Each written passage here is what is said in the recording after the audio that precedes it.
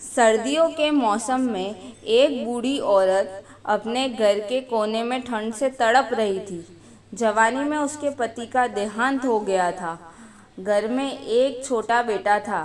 बेटे के उज्जवल भविष्य के लिए उस माँ ने घर घर जाकर काम किया। काम करते हुए बहुत थक जाती थी, लेकिन फिर भी आराम नहीं करती थी।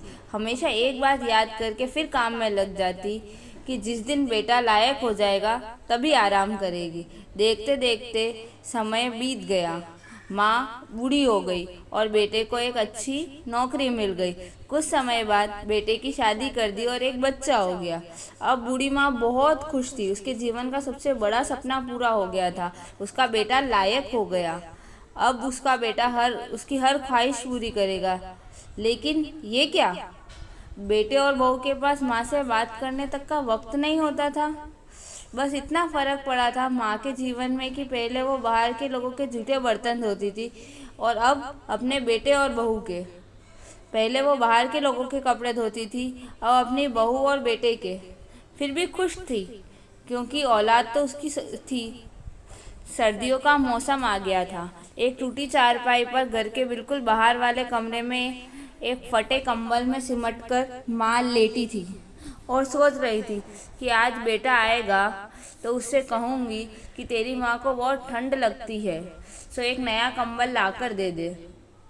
शाम को बेटा घर आया तो माँ ने बोला, बेटा ठंड बहुत है, मुझे बहुत ठंड लगती है। और बात ठंड की नहीं है, मैं बूढ़ी हो गई हूँ, इसलिए शरीर में जान नहीं है। इस फटे कंबल में ठंड रुकती नहीं है। बेटा कल एक कंबल लाकर दे दे।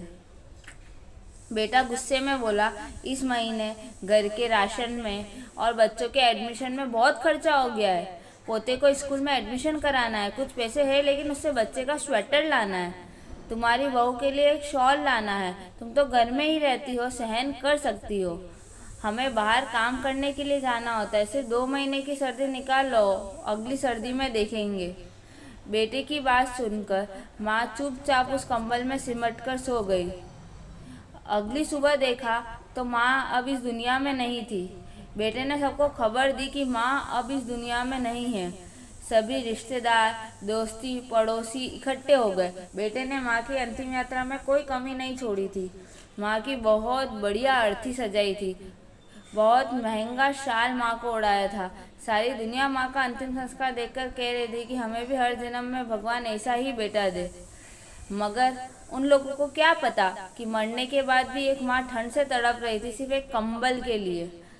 मित्रों, अगर आपके माँ बाप आज आपके साथ है तो आप बहुत भाग्यशाली हैं। आज आप जो कुछ भी हो वो उन्हीं की मेहनत और आशीर्वाद से हो।